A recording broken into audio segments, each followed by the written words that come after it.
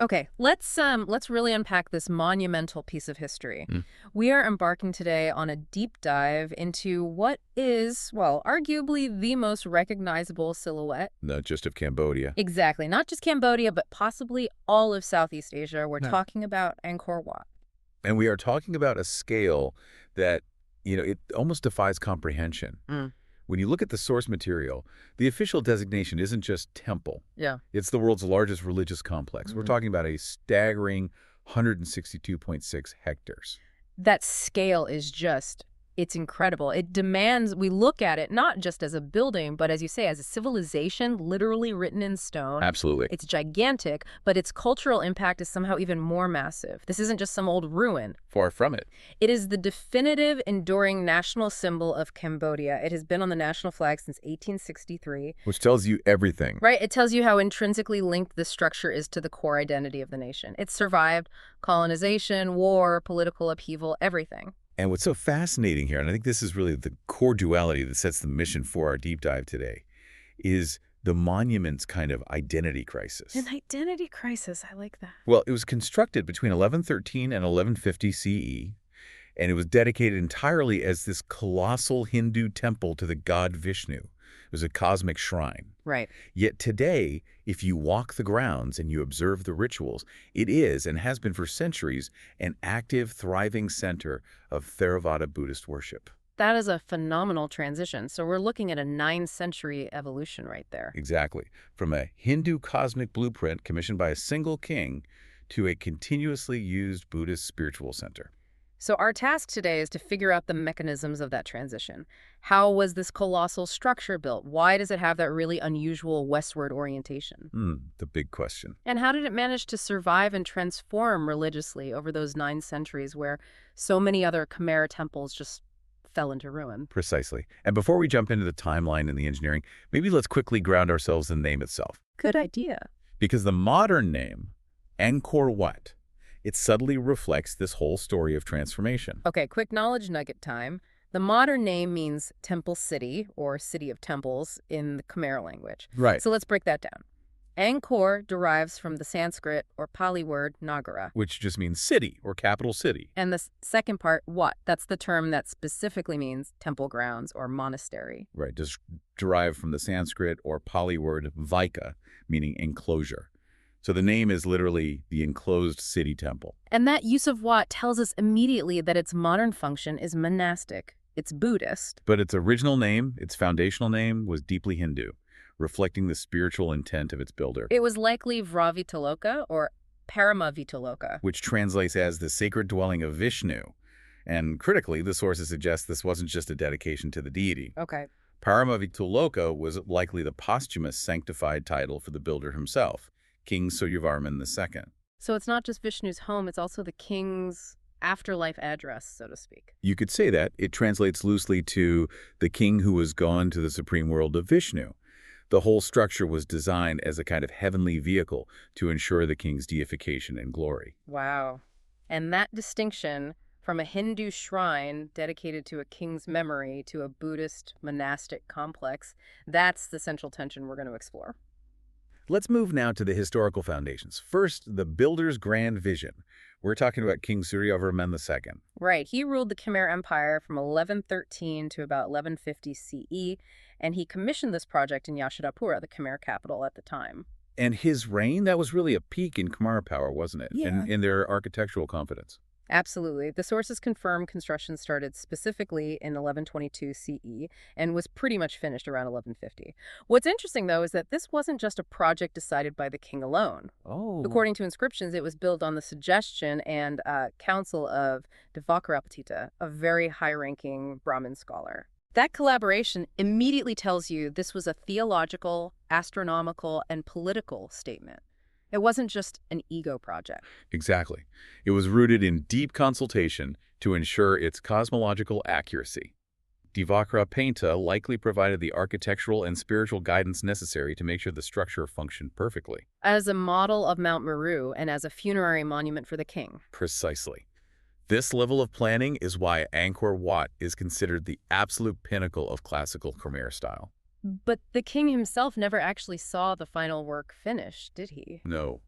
The sources note this really abrupt halt to construction right after his death around 1150 CE. And you can actually see that, can't you? You can. If you look closely at some areas of the immense bas-reliefs, especially on the eastern sections, you can see places where the carving just stops mid-scene. Like the masons just dropped their tools and walked away? It confirms that they did. It really illustrates the complete centralization of power. The project was tethered entirely to the king's life. And his death, along with that pause in construction, led directly into a period of political turmoil. It did, and that turmoil is really the catalyst for the religious transformation of Angkor Wat. Because within a few decades, around 1177 CE, something catastrophic happens. Yes, the Khmer capital was dramatically sacked by their traditional enemies, the Yep. Chums. And this was a devastating blow to the empire and its entire political structure. It really set the stage for a new religious direction. It sounds like a moment of true crisis for the whole Khmer world. So how did the empire recover from that? The empire was restored by one of the most transformative figures in Khmer history, Jayavarman II. Right. He rejected the site of the older capital, which had proved vulnerable, and he established an entirely new, massive capital called Angkor Thom. And importantly, he also established his own state temple, the Bayon. And critically, Jayavarman VII's state temple was dedicated to Buddhism, right? That's the big shift. Correct. He was a devout Mahayana Buddhist, and that shift was heavily influenced by his incredibly intelligent and devout wife, Indra Devi. So she encouraged his spiritual and political conversion. She did. So the new era of the Khmer Empire was to be defined by Buddhism, moving away from that intense focus on Vishnu that you saw under Suryavarman II. So if the entire state religion moves from Vishnu to Buddhism, how did this massive, still relatively new Vishnu shrine Angkor Wat handle that transition? Did they just convert it overnight?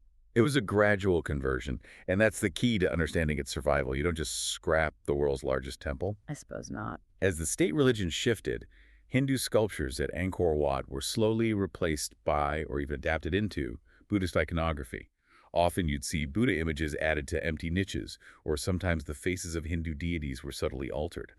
And when did that shift really become permanent? By the late 13th century, the site became predominantly associated with Theravada Buddhism, which had by then become the dominant form of worship in Southeast Asia. This conversion basically ensured its continuous use and ultimately prevented its destruction. And this continuous presence is the unique factor. It's so crucial to Angkor Wat's preservation. It really is. Because so many other spectacular Angkorian temples like Preah Khan or Thoma Prom, they were largely abandoned after the 16th century and just left to the jungle. But not Angkor Wat. That's the factor that distinguishes it. Although it was neglected by the state and fell into partial disrepair, it was never fully deserted. And we have fascinating evidence of its continuous spiritual presence. From international pilgrims, right? Yes, particularly from Japanese Buddhist pilgrims who established small, active settlements there in the 17th century. They actually left behind 14 inscriptions documenting their faith. Wow. And those inscriptions are phenomenal historical evidence. There's one specific nugget, an inscription from a man named Okandayu Kazufisa, who was celebrating the Khmer New Year at Angkor Wat in 1632. So that's active, documented spiritual use by international visitors almost 2 centuries before the French rediscovered the site. Exactly. It proves its enduring spiritual draw. And we often focus on the Japanese, but the sources also point to Chinese visitors. People like the envoys Zhu Daguan in the 13th century and the famous traveler Zheng He in the 14th century. That's a crucial piece of transcultural history that often gets missed. Yeah.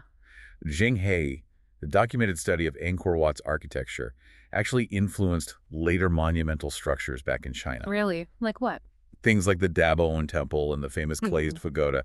So this structure wasn't just influencing local traditions, it was transmitting these high architectural ideas across the continent centuries ago. And the fact that it remained continuously occupied just under a new religious interpretation is the main reason we have so much of it intact today. That's the key. Now we get to the structure itself. You mentioned that Angkor Wat represents a marvelous architectural synthesis, that it merges 2 major Khmer forms. It does. It successfully merges the Temple Mountain form, which was the traditional layout for a state temple, meant to emulate a mountain, Right. with a newer plan of concentric gallery temples. This fusion is what defines the classical Angkor Wat style. It results in that extraordinary sense of rising space and enclosed monumental tranquility. And the aesthetic details are just instantly recognizable to anyone who's studied Khmer art.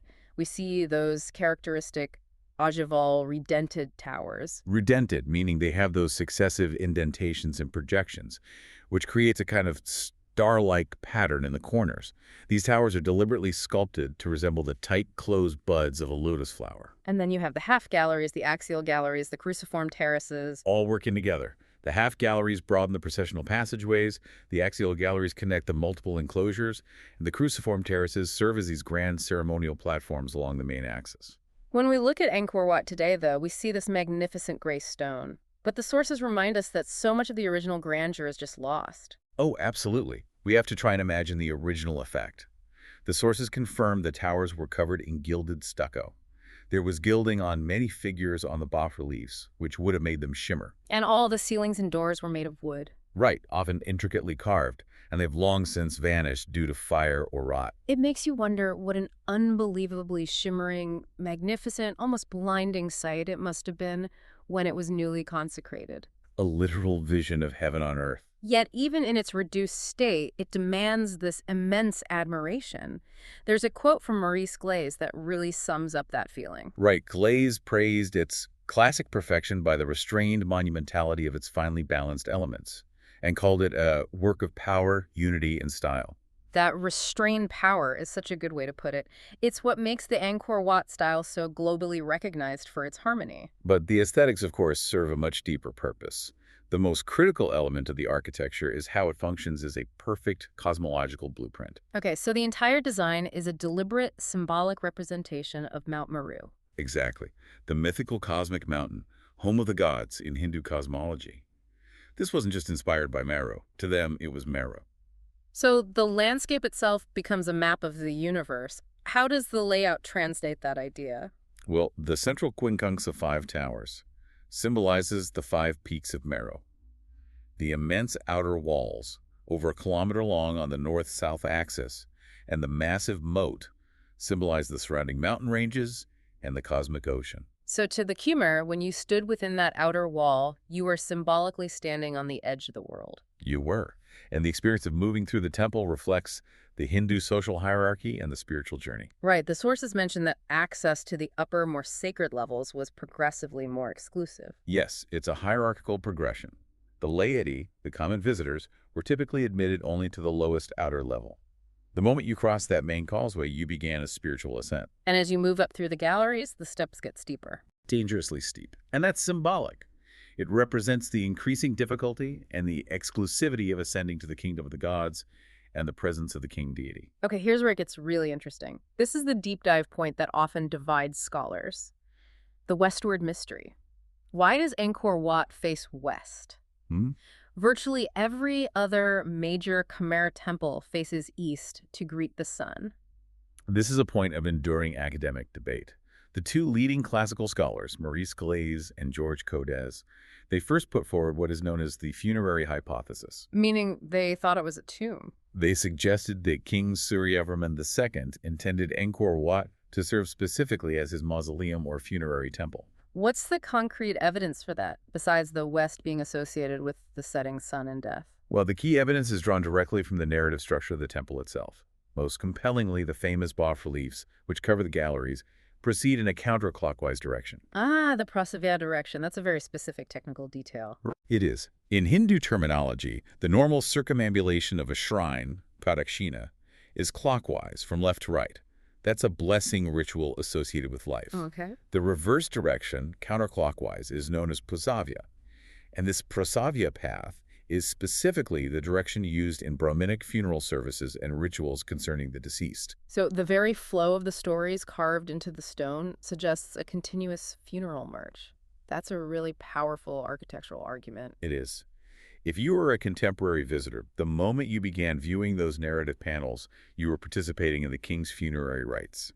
And there's more. What else? In the 1930s, an archaeologist named Georges Trouvé found a container in the central tower. Some have described it as a potential funerary jar. But there's a compelling counterpoint to this, right? Not everyone accepts the funerary theory as the sole explanation. That's right. And it's crucial for our deep dive. Other prominent scholars like Freeman and Jacques, they strongly suggest the alignment is simply and entirely due to its specific dedication to Vishnu. Because Vishnu is associated with the West. Exactly. Unlike Shiva, Vishnu is traditionally associated with the West. So if the king's goal was to equate himself with Vishnu and build his sacred dwelling, facing west would be a devotional necessity, not necessarily a funerary marker. It could have been a victory monument first and a tomb second? That's the argument. But whether funerary or devotional, the structure clearly required incredibly precise astronomical alignment. This was not accidental. Oh, not at all. The Gurma were master astronomers.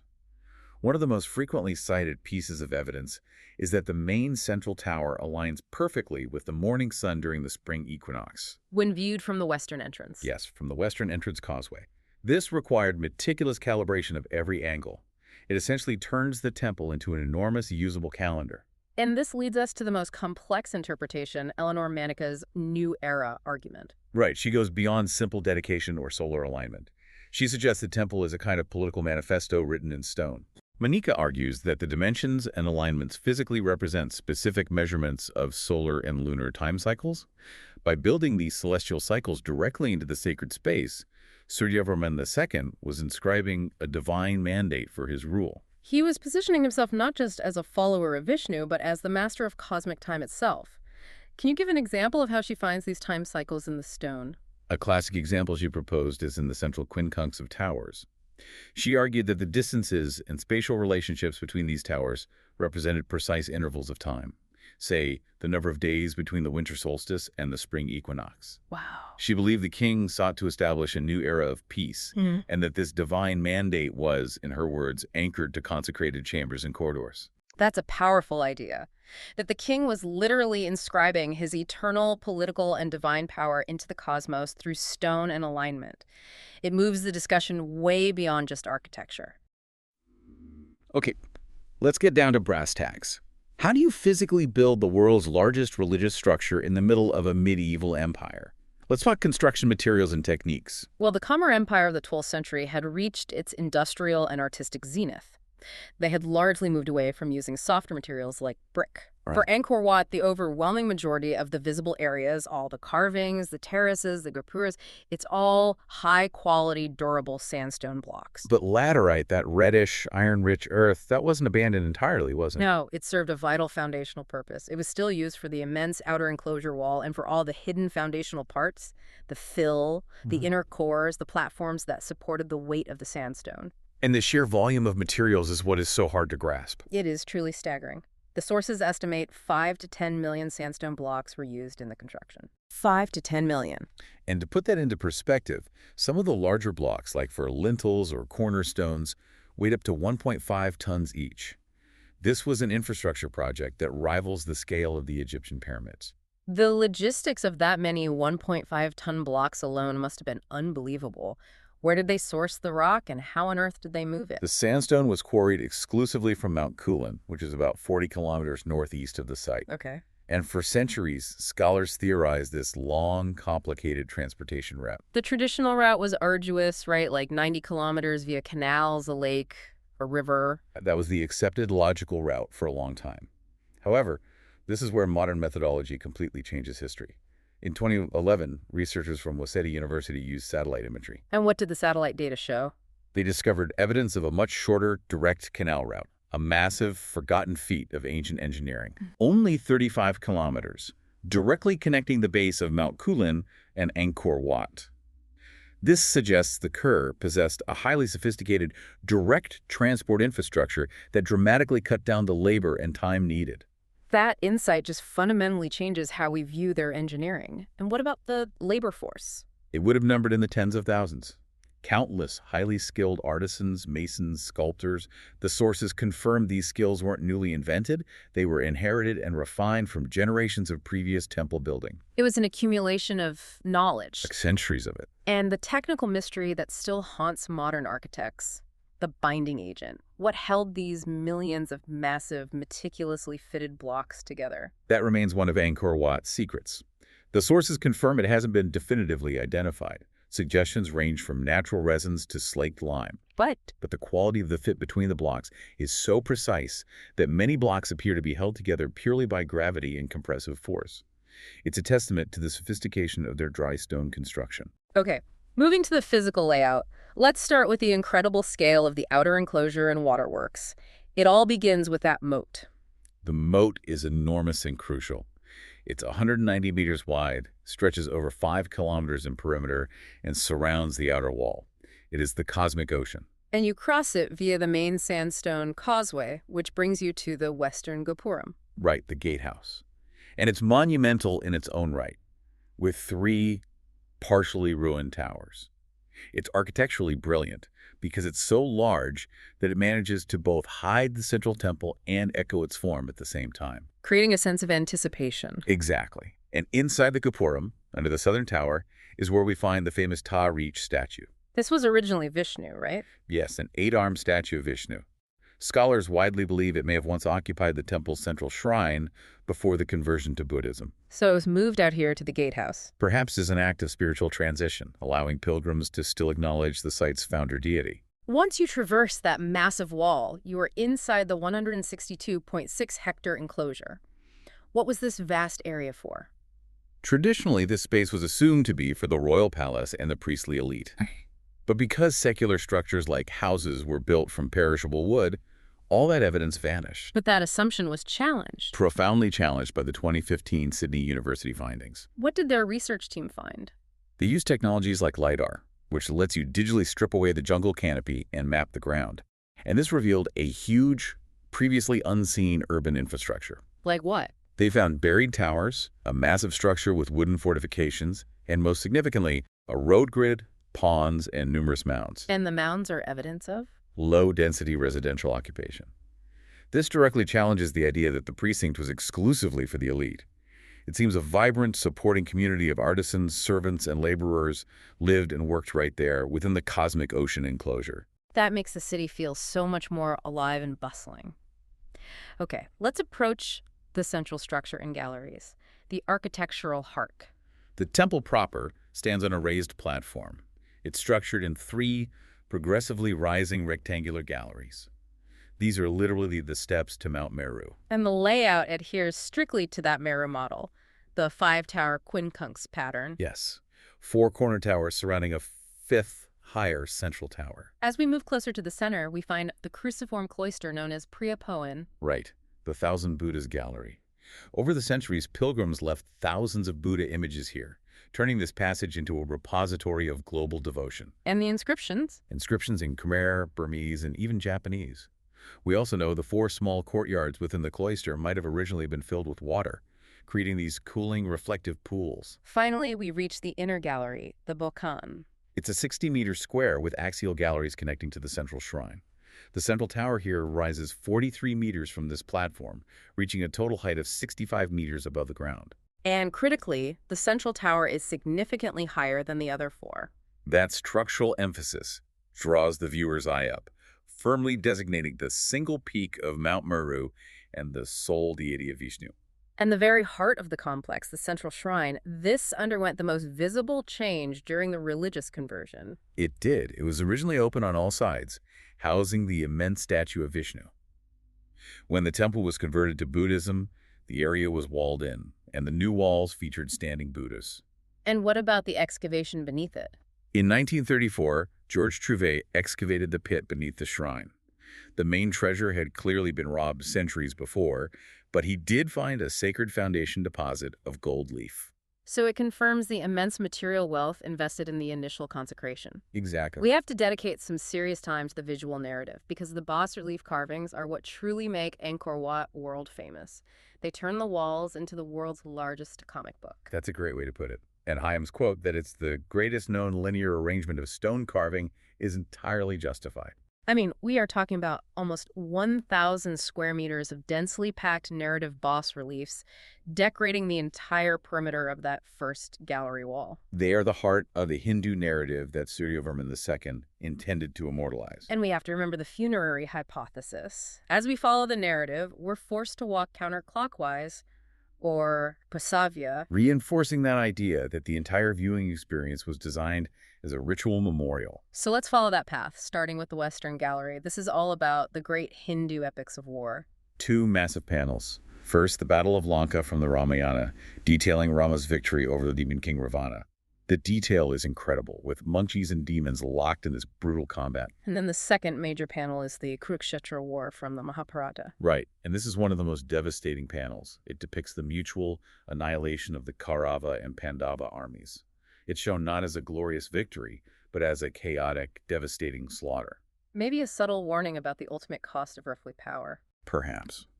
Then, as you turn the corner to the Southern Gallery, you encounter the only historical scene. This is where King Suryavarman II inserts himself directly into the divine narrative. It's a massive procession panel depicting the king and his court, his generals, his soldiers.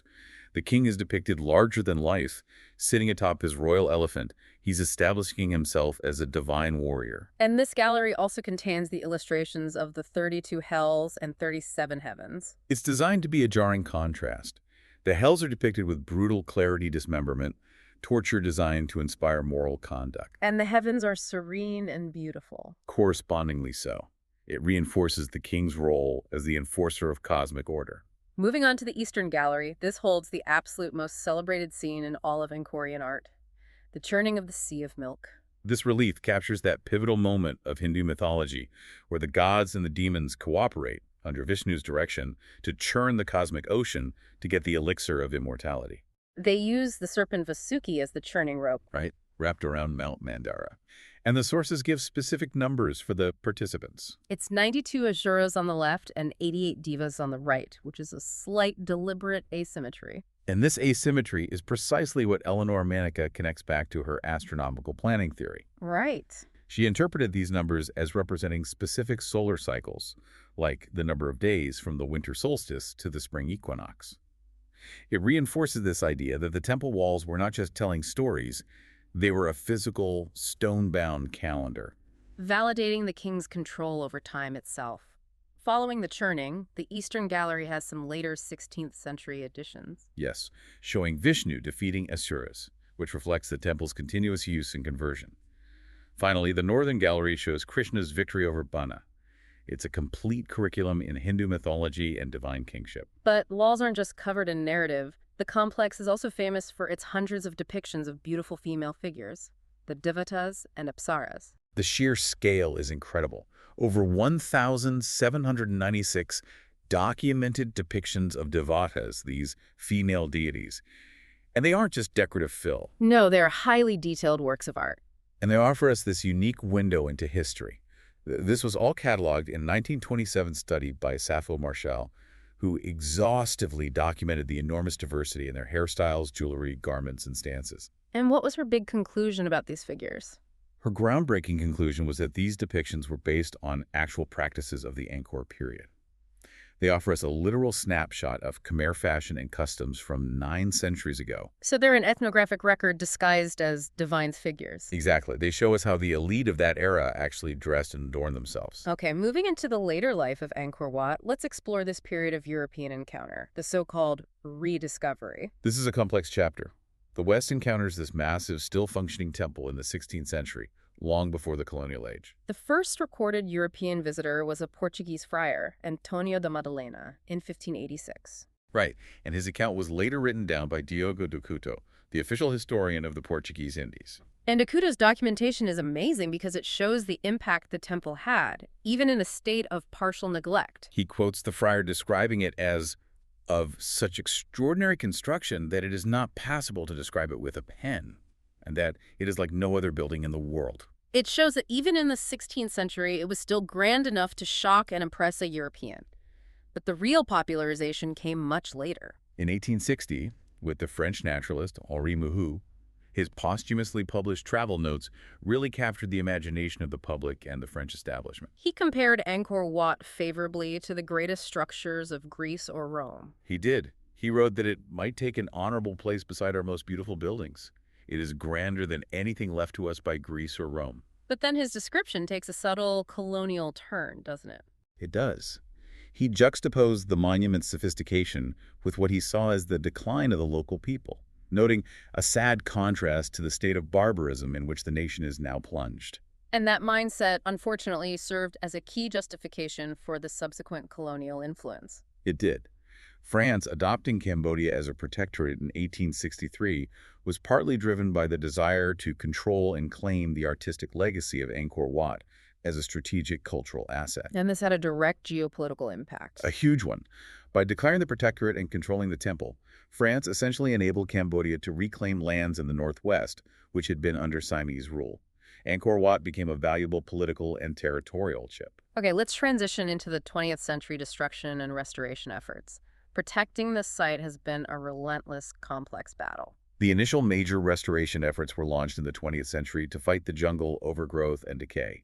The Conservation d'Angkor was established in 1908 by the French. But history intervened violently. Restoration work was utterly stopped by the Cambodian Civil War and the devastating Khmer Rouge era. Yes, and the sources mention the specific tragic details. Khmer Rouge forces camping in the structures used whatever original wood was left for firewood. An irreversible loss of material evidence. And then there was damage from fighting. Yes, a known shootout between Khmer Rouge and Vietnamese forces caused bullet holes in some of the magnificent bas-reliefs. But worse still was the organized destruction carried out by art thieves. Absolutely. In the late 80s and early 90s, the greatest damage was done by organized thieves who systematically lopped off many sculptures for the black market. Entire heads, torsos. They just physically removed them, Leaving permanent scars on the temple walls. And the restoration itself hasn't been without controversy. That's right. Both the early French attempts and later Indian work in the 80s faced criticism from the international community. What were the specific concerns? Concerns were raised about irreversible damage from using harsh chemicals on the ancient stone and using cement in repairs. Because cement is much harder than the original stone. Exactly. It can cause uneven stress and cracking. Preserving something this old is an immensely difficult task, and sometimes the methods of conservation themselves create new problems. This overwhelming need for coordinated, gentle, and globally supported assistance led to the global conservation efforts we see today. The site was designated a UNESCO World Heritage Site in 1992. But crucially, it was also listed as World Heritage in Danger. A status that was thankfully removed in 2004. Yes, following an appeal for international aid. And to manage this massive effort, two key bodies were established. The ICC Angkor to coordinate foreign aid and Episara to manage the park locally. Right. And today, it's a truly international effort. Teams from France, India, Japan, China, Germany, all involved in specialized projects. Can you give us an example of the kind of detailed work they're doing? We can look at the German Absar Conservation Project, or GACP. They did a survey that found 20% of the devata reliefs were in very poor condition. So what are they focused on? Their work is focused on combating a specific existential threat to the carvings, microbial biofilms. So it's not just erosion, it's a biological attack on the rock. Precisely. These complex communities of bacteria, algae, and fungi secrete acids that slowly degrade the sandstone. The GACP is using advanced, non-invasive techniques to inhibit their growth and repair collapsed sections. They are fighting a constant microscopic battle just to keep the stone standing. And that brings us to the most contemporary and perhaps most complex challenge, the human challenge. Tourism's double-edged sword. The visitor numbers tell the story. In 1993, just over 7,000 foreign visitors. By 2018, that number had skyrocketed to 2.6 million. An economic boom, but a preservation nightmare. That exponential growth comes at a severe cost. We see damage from graffiti, physical wear and tear. So they've installed protective measures like ropes and wooden steps over the original stone. They have. And while ticket revenue does provide some funds for maintenance, most major restoration is still funded by foreign government teams. In an attempt to manage this influx, the concept of the Angkor tourist city was proposed, with massive hotels and new roads. And this is precisely what concerns AP Sarah and the ICC Angkor the most. They've pointed out that previous developments neglected environmental regulations, and the scale of these new projects poses a direct threat to the monuments themselves. How does a new hotel 10 miles away structurally threaten Angkor Wat? It all comes down to the underground water table. The ancient temple is built on sand and laterite foundations that rely on a stable, saturated environment. The massive demand for groundwater from large tourist hotels directly strains the local water supply. And when the water table drops? The soil compacts, and the foundations of these massive stone structures, which have stood for 9 centuries, can become unstable. It's a slow, invisible, human-caused disaster waiting to happen. And finally, the sources mention the most recent examples of cultural insensitivity, tourists mimicking the temple run game for social media in mid-2024. Yes, and that speaks to a profound lack of respect. Conservationists warn that this activity, running and climbing on the structures, risks physical damage to the carvings. The pressure for social media content clashes directly with the need for careful preservation. So what does this all mean? As we synthesize this deep dive, we recognize Angkor Wat as a structure of incredibly complex, layered identity. It is the pinnacle of Khmer architecture, a model of mathematical precision. But fundamentally, it is a monument that has adapted multiple times. It was conceived as a Hindu cosmological model, meant to venerate King Suryavarman II as Paramavyoloka. The deified one who ascended to the supreme world of Vishnu. Yes. Yet it evolved through conquest and spiritual change into an enduring symbol of Cambodian Buddhist heritage. It stands as a physical representation of Cambodia's spiritual resilience. And its global cultural legacy is just undeniable. It's on the flag, the ultimate symbol of nationhood. And historically, its fame was cemented when it was introduced to the world through French colonial exhibitions. With life-size plaster cast replicas displayed in Paris and Marseille. It was a transcultural icon long before mass tourism. The story of Angkor Wat is one of power, devotion, resilience, and transformation. It has endured centuries of war, religious shifts, and slow natural decay. But today, the most significant threat comes not from invading armies or art thieves, but from the demands of modern infrastructure and mass accessibility. That pressure on the local environment and water table is the real danger. Which brings us to our final thought for you to consider. Given that modern mass tourism, with its associated infrastructure and water consumption, poses a direct, measurable threat to the temple's structural stability, what is the ultimate price of preserving a global icon while simultaneously making it accessible to millions? Should sacred history, the physical integrity of a 9-century-old monument, ever be prioritized over immediate economic benefit for a developing nation? It's a fundamental conflict between preservation and development that Angkor Wat forces the entire world to confront.